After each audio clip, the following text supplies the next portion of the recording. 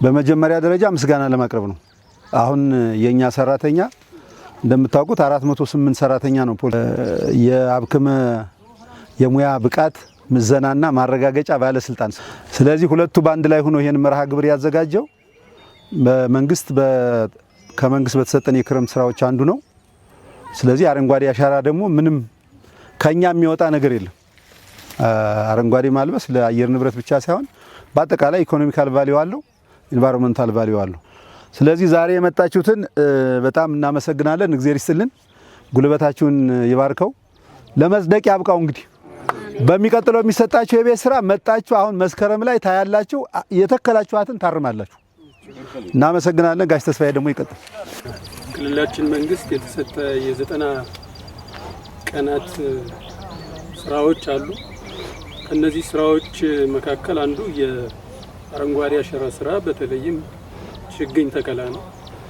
ከዚህ አኳያ ከባህር ዳር ፖሊቴክኒክ ጋር በተነጋገርነው መሰረት ዛሬ አረንጓዴ አሻራ ስራችንን አከናውነናል። ዛሬ መትከል ነው።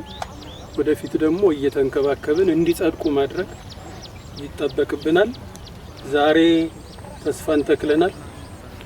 ዛሬ ነገን ተክለናል።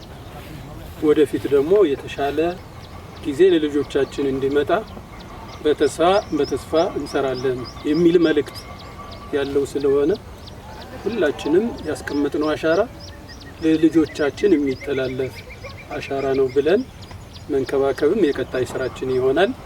ከዚህ ውጪ ሌሎች ስራዎቻችን ወደፊትም አሉ።